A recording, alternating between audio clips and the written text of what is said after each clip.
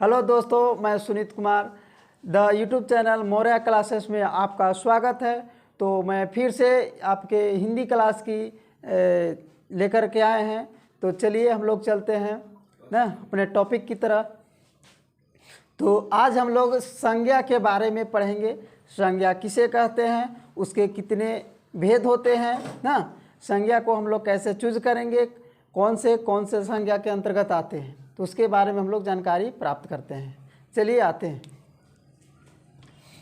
सबसे पहले हम लोग जानेंगे संज्ञा। संज्ञा कहते हैं किसको, इसके कितने भाग होते हैं ना, इसे हम लोग कैसे पहचानेंगे, ये सारे चीज़ें की जानकारी हमें इस चैनल के माध्यम से आज मिल जाएंगे। आज के बाद हम लोग संज्ञा के बारे में पहचानना कभी भी हम लोग को कोई दिक्कत नहीं होगा। तो चलिए दोस्तों, आज हम बताते हैं संज्ञा। संज्ञा के सबसे पहले हम लोग परिभाषा जानते हैं, उसकी डिफिनेशन जानते हैं। संज्ञा किसी व्यक्ति, वस्तु, स्थान आदि के नाम को हम लोग संज्ञा कहते हैं। फिर से, किसी व्यक्ति, वस्तु, स्थान आदि भाव के नाम को संज्ञा कहते हैं। अर्थात कह सकते हैं कि किसी भी नाम को संज्ञा कहेंगे। यानी जितने भी संसार में जितनी भी चीज़ें होती हैं वे सब के कुछ न कुछ अपना नाम होते हैं और वो संज्ञा कहलाते हैं ना। तो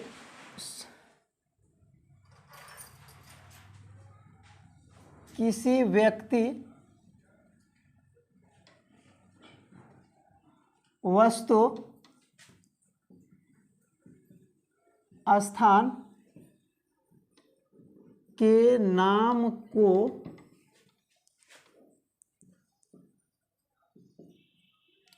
संज्ञा कहते हैं। किसी व्यक्ति, वस्तु, स्थान के नाम को संज्ञा कहते हैं। जैसे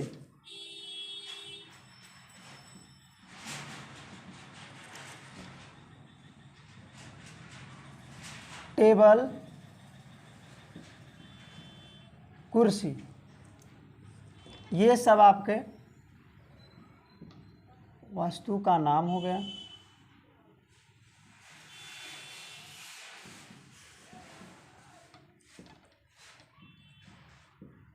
पटना, दिल्ली,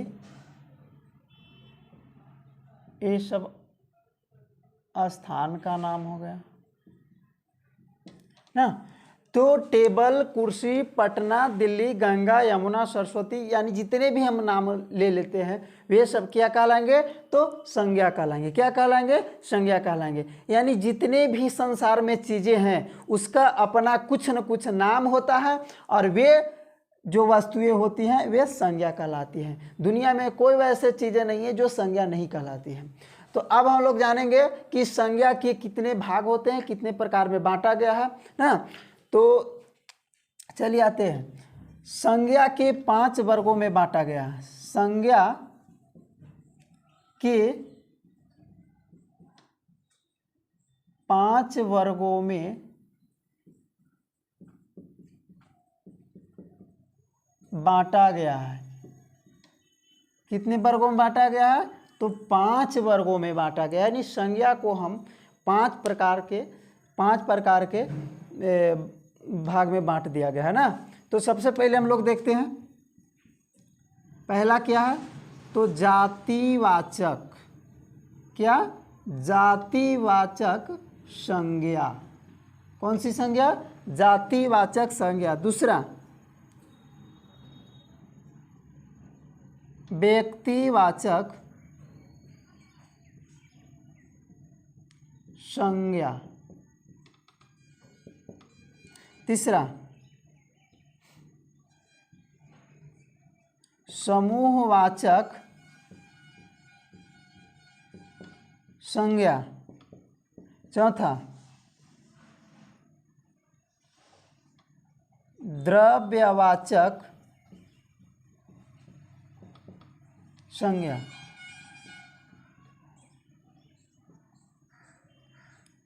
पांचवा, भाववाचक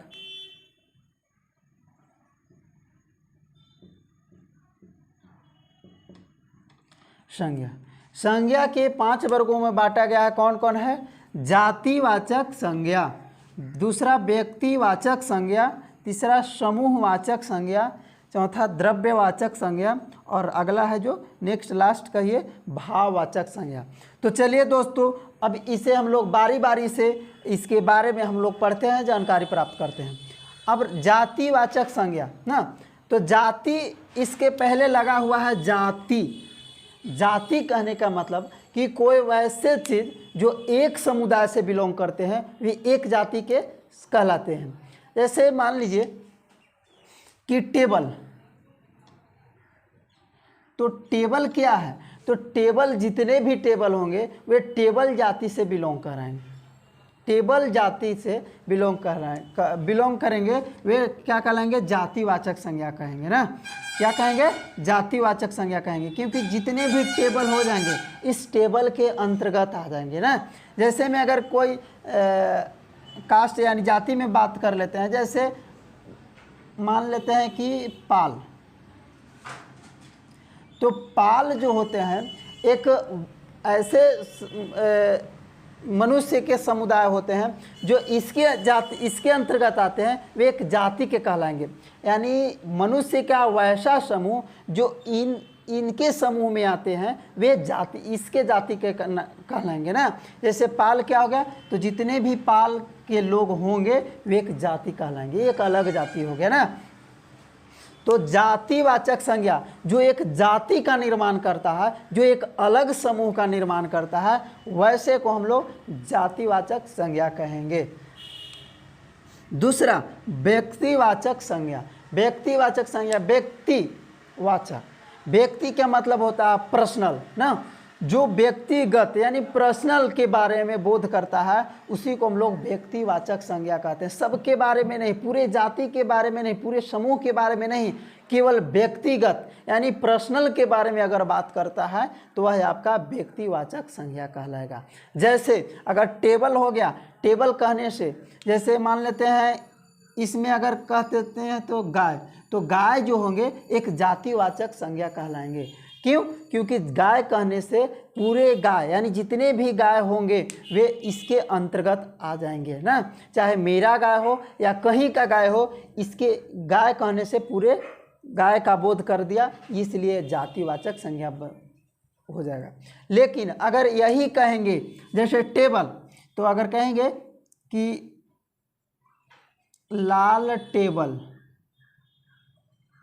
तो यह आपका व्यक्तिवाचक संज्ञा हो जाएगा, क्योंकि सब टेबल के बारे में हम बात नहीं कर रहे हैं, केवल लाल टेबल के बारे में बात कर रहे हैं। जैसे राम की गाय, तो यह जो गाय है यह आपका यहाँ जातिवाचक नहीं बल्कि व्यक्तिवाचक संज्ञा हो जाएगा। क्यों? क्योंकि यह सब गाय के बारे में हमने बात नहीं किए हैं, ये केवल राम की गाय के बारे में बात कर रहे हैं, केवल पर्सनल व्यक्तिगत गाय के बारे में हम लोग बात किए, इसलिए यह जो है से व्यक्तिवाचक संज्ञा कहलाएगा। फिर से एक बार, अगर पूरे समुदाय का बोध करा दे तो वैसे को हम लोग जातिवाचक संज्ञा कहेंगे। क्या कहेंगे? जातिवाचक संज्ञा कहेंगे। जैसे में हम लोग टेबल ले लिए, तो टेबल जो है से पूरे टेबल के बारे में बोध करा रहा है, इसलिए यह जातिवाचक हो गया। गाय अगर कह देते हैं तो गाय जितने भी गाय होंगे, चाहे लाल हो या काली हो या भूरी हो, जितने भी प्रकार की गायें होंगी ना, तो वह पूरे समुदाय यानी पूरे गाय इसी के अंतर्गत आएंगे, तो यह आपका जो है से जातिवाचक संज्ञा कहलाएगा। लेकिन अगर हमने कहेंगे कि राम की गाय, तो राम की जो गाय है इस सबके गाय के बारे में हमने बात नहीं किया है। क्या किया है कि राम की गाय यानी केवल राम की गाय के बारे में बात किया, तो यह व्यक्तिवाचक संज्ञा हो जाएगा। फिर से देख लीजिए, यह गाय जो है जातिवाचक हो जाएगा, लेकिन यह गाय जो है क्या हो जाएगी? व्यक्तिवाचक संज्ञा, क्योंकि व्यक्ति पर्सनल के बारे में बात कर रहे हैं। चलिए आगे चलते हैं। समूहवाचक संज्ञा ना, इसी से हम लोग डिफिनेशन के बारे में पता चलता है ना। समूहवाचक संज्ञा कैसी संज्ञा होनी चाहिए? समूहवाचक। समूह मतलब होता है झुंड, किसी चीज़ का झुंड कहें या समूह कहें या सभा, तो वैसी संज्ञा, वैसी नाम जो समूह का बोध कराता है, समूहवाचक संज्ञा कहलाएगा। फिर से एक बार, समूहवाचक संज्ञा वैसी संज्ञा जो एक समूह एक झुंड का बोध कराता है, वैसे संज्ञा को हम लोग समूहवाचक संज्ञा कहेंगे। जैसे जैसे में ले लेते हैं,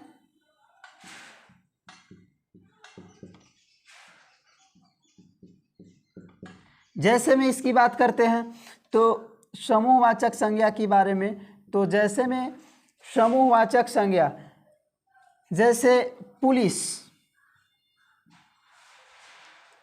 यह आपका समूहवाचक संज्ञा कहलाएगा, क्योंकि पुलिस जो है एक समूह में रहता है ना। लेकिन अगर कहें कि हमने एक पुलिस देखा, तो अगर बाय मिस्टेक या किसी काम से कोई पुलिस अगर अपना पर्सनल काम से अगर जाता है, तो वो आपका पुलिस जो है से नहीं, लेकिन पुलिस जो है जनरली वो सामान्य किस में रहता है, तो झुंड में रहता है। कहीं भी जाएगा तो वे झुंड में जाएगा, 2, 4, 10 की संख्या में जाते हैं ना, तो आपका समूहवाचक संज्ञा कहलाएगा। जैसे मेला, मेला जो है एक व्यक्ति से नहीं, एक आदमी से नहीं, बल्कि बहुत सारे लोगों जब जाते हैं तो उसको हम लोग बोलते हैं मेला, घूमने जाते हैं उसको बोलते हैं मेला। तो ये आपका मेला जो है समूहवाचक संज्ञा हो जाएगा। जैसे चाबी की गुच्छा,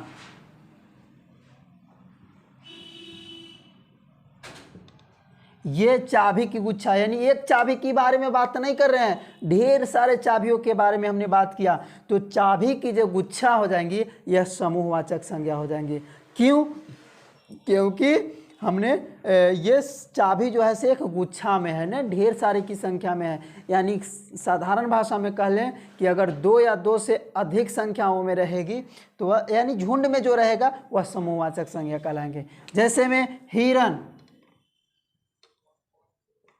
हिरन क्या है? तो समूहवाचक संज्ञा है, क्योंकि यह झुंड में रहता है। जैसे भेड़िया, तो भेड़िया जो है समूह में रहता है ना, इसलिए वह सब समूहवाचक संज्ञा कहलाएंगे। ओके, अब चलते हैं अगले, द्रव्यवाचक संज्ञा ना, द्रव्यवाचक संज्ञा। तो द्रव्यवाचक संज्ञा किसको बोलेंगे? तो वैसी संज्ञा जिसे नापा या तौला जाए, नापा या तौला जाए परंतु गिना नहीं जाए, वैसी संज्ञा को हम लोग द्रव्यवाचक संज्ञा कहेंगे।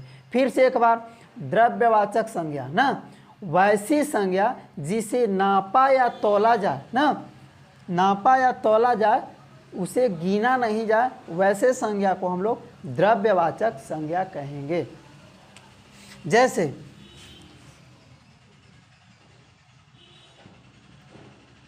तेल, दूध, पानी। तेल जो है से तेल को हम लोग नापते या तौलते हैं, दूध को भी नापते या तौलते हैं, पानी को भी नापते या तौलते हैं, इसको हम लोग कभी भी गिन नहीं सकते हैं ना। तो वैसे संज्ञा जो द्रव ये सब सारी संज्ञाएं जो है से द्रव्यवाचक संज्ञा कहलाएंगे। ओके, अगला चलते हैं भाववाचक की संज्ञा की ओर।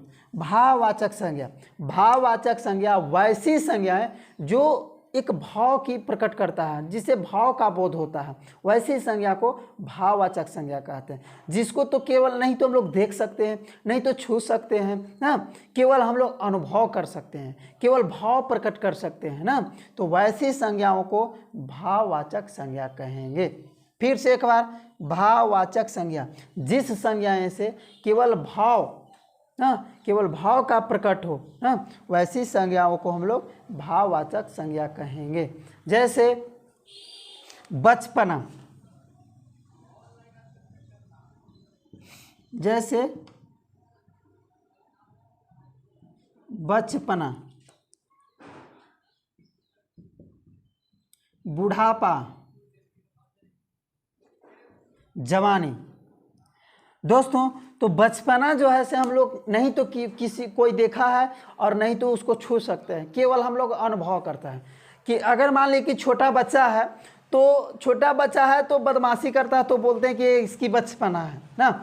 बुढ़ापा है तो एक आयु जब 50-60 प्लस हो जाता है तो एक आयु से हम लोग अनुमान लगाते हैं कि ये जो है से बुढ़ापा इनकी आ गई ना। जैसे जवानी, तो जब कोई अगर बच्चा है जो सरेख हो जाता है 20 साल 25 साल, तो बोलते हैं कि इसकी ये जवान, इसकी जवानी आ गई, जवान हो गया ना। तो ये सब जो है से केवल हम लोग अनुभव करते हैं, नहीं तो देख सकते हैं, नहीं तो छू सकते हैं, केवल अनुभव कर सकते हैं, भाव प्रकट कर सकते हैं ना। तो वैसी संज्ञाओं को हम लोग भाववाचक संज्ञा कहते हैं। जैसे हवा, हवा बह रही है,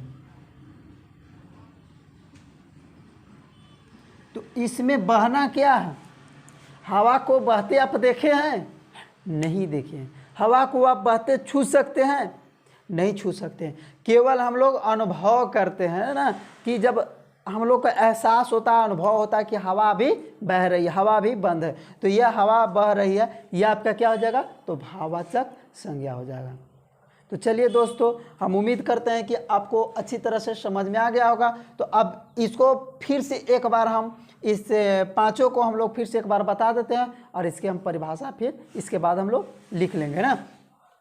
जातिवाचक संज्ञा, तो जिस संज्ञा से पूरे जाति, पूरे समुदाय का बोध होता है, उसे हम लोग जातिवाचक संज्ञा कहेंगे।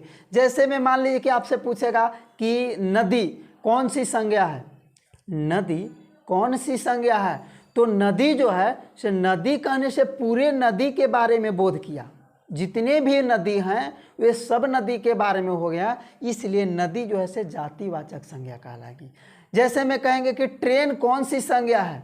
ट्रेन यानी रेलगाड़ी कौन सी संज्ञा है? तो ट्रेन कहने से सभी ट्रेन के बारे में बोध हो गया, केवल एक ट्रेन के बारे में नहीं, तो ट्रेन आपका जातिवाचक संज्ञा हो जाएगा। जैसे मैं बोल रहे कि शहर, तो शहर कौन सी संज्ञा हो जाएगा? तो सब शहर आ जाएगा। शहर मान लीजिए कि पटना है, शहर भी बोलेंगे, मुंबई, बनारस, ये सबको शहर बोलेंगे, तो शहर कह लें तो यह आपका जातिवाचक संज्ञा है। लेकिन शहर में जैसे ही अगर हम नाम ले लेते हैं कि दिल्ली, तो दिल्ली जो है से आपका व्यक्तिवाचक हो जाएगा, क्योंकि सब शहर के बारे में हमने बात नहीं किया, कि पर्सनल यानी व्यक्तिगत शहर के बारे में बात किया। जैसे में अगर नदी के बारे में कह दें तो नदी आपका हो जाएगा जातिवाचक, लेकिन नदी का जैसे ही नाम ले लेते हैं, जैसे गंगा, यमुना, सरस्वती, तो आपका व्यक्तिवाचक संज्ञा हो जाएगा, क्योंकि सब नदी के बारे में हमने बात नहीं किया, केवल गंगा नदी के बारे में बात किया, तो गंगा आपका जातिवाचक व्यक्तिवाचक हो जाएगा।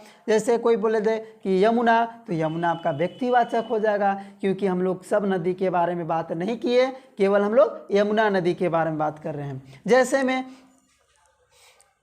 आपका जैसे रंग, रंग कौन सी रंग जो है से कौन सी संज्ञा है? तो जातिवाचक संज्ञा हो जाएगा। क्यों? क्योंकि सभी रंग के बारे में आ जाएगा, लेकिन हमने कह दिया कि काला रंग, तो सभी रंग के बारे में हमने बात नहीं किया, केवल काला रंग के बारे में बात कर रहे हैं, इसीलिए काला रंग व्यक्तिवाचक हो जाएगा। ओके, अब आते हैं समूहवाचक संज्ञा। वैसी संज्ञा जो एक समूह, एक झुंड का निर्माण करता है, वैसे संज्ञाओं को समूहवाचक संज्ञा कहते हैं। अर्थात वैसे जीव, वैसे वस्तुएं जो एक झुंड में रहता है, उसे हम लोग समूहवाचक संज्ञा कहेंगे। जैसे पुलिस, पुलिस आपका झुंड में रहता है, समूहवाचक संज्ञा कहलाएगा। मेला, मेला में आदमी लोगों जो है से झुंड में रहता है, आपका समूहवाचक कहलाएगा। चाबी की गुच्छा, हिरण, भेड़िया, ये सब जो है समूहवाचक संज्ञा कहलाएंगे ना। नेक्स्ट है द्रव्यवाचक संज्ञा। वैसी संज्ञा है जिसे नापा या तौला जाए, उसे हम लोग द्रव्यवाचक संज्ञा कहते हैं, जिसको कभी भी हम लोग गिन नहीं सकते हैं ना, इसको छू सकते हैं लेकिन गिन नहीं सकते हैं।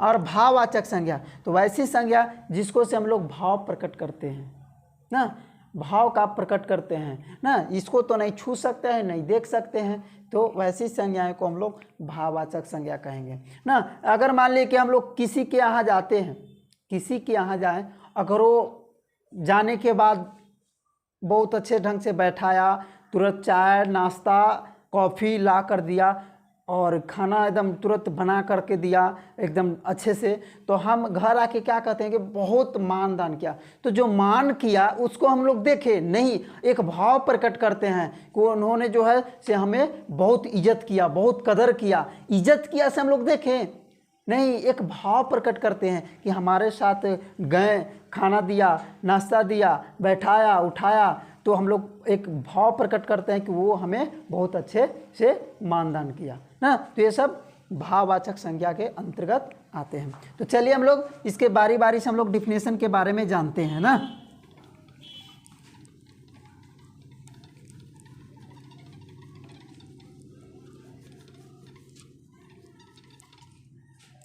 जातिवाचक संज्ञा,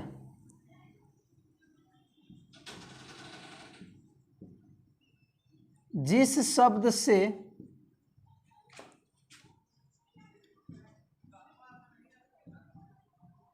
पूरे जाति का बोध हो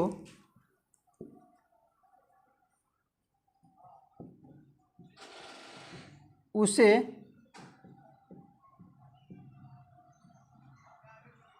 जातिवाचक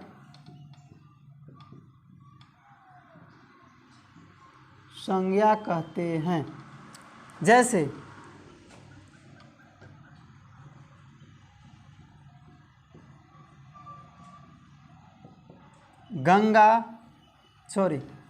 जैसे नदी, शहर,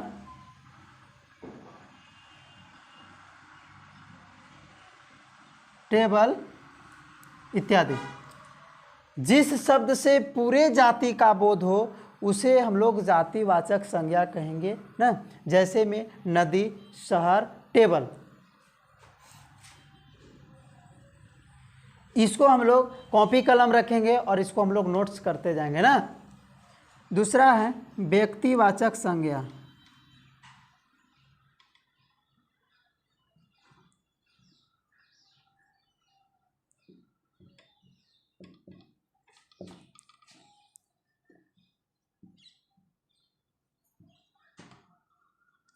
जिस शब्द से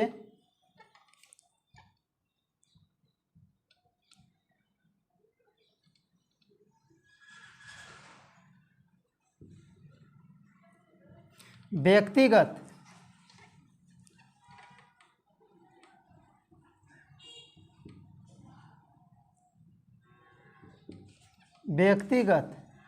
का बोध हो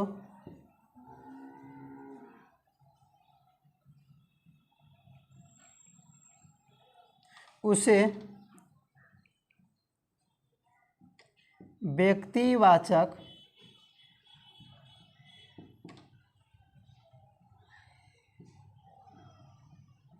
संज्ञा कहते हैं। जैसे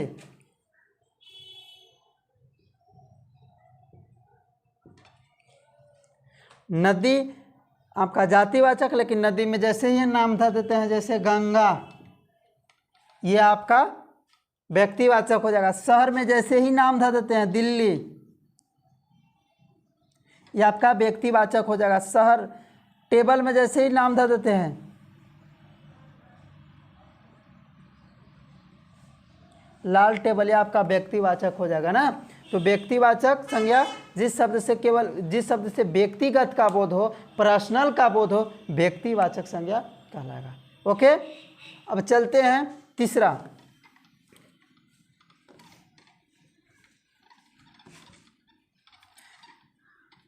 दोस्तों इसके बाद हमने जितने भी नाउन होंगे वो सब के बारे में हम लोग बता देंगे। अभी 2-4 हम लोग एग्जाम्पल के रूप में दे रहे हैं ना।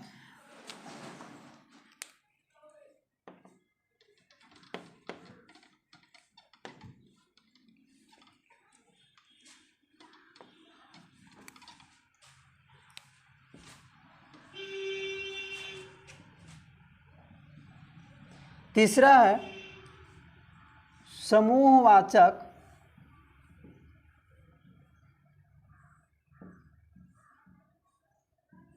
संज्ञा। समूहवाचक संज्ञा जिस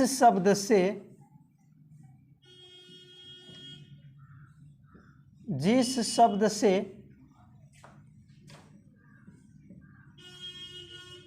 समूह या झुंड का बोध हो,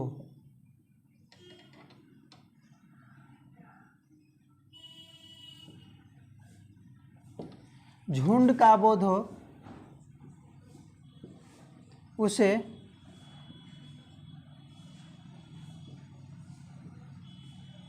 समूहवाचक संज्ञा कहते हैं। जैसे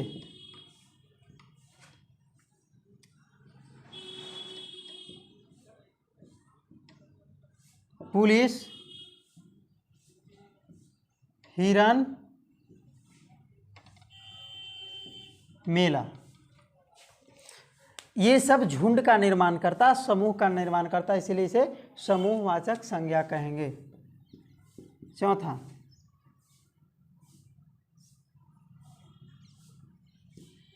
द्रव्यवाचक,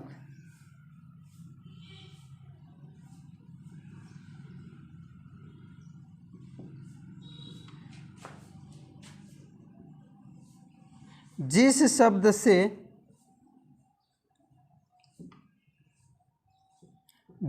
शब्द से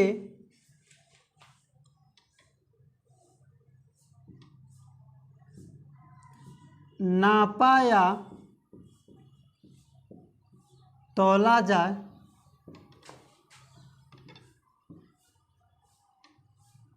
कि बोध हो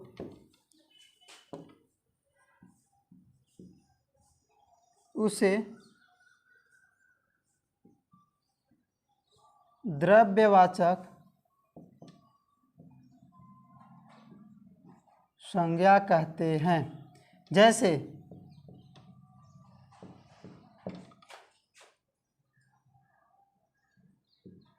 दूध,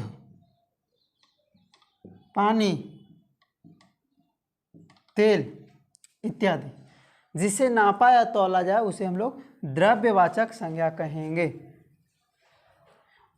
पांचवा और लास्ट, भाववाचक संज्ञा।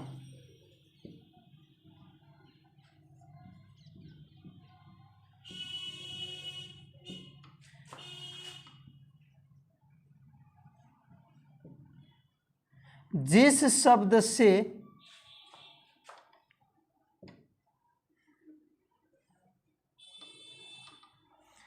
भाव का बोध हो,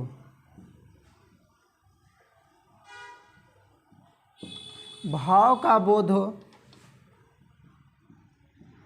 उसे भाववाचक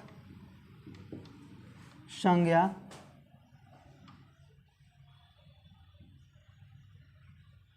कहते हैं। जैसे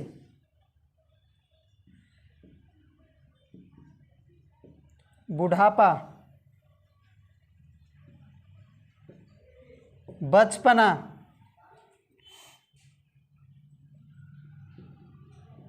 जवानी, हे, अरे,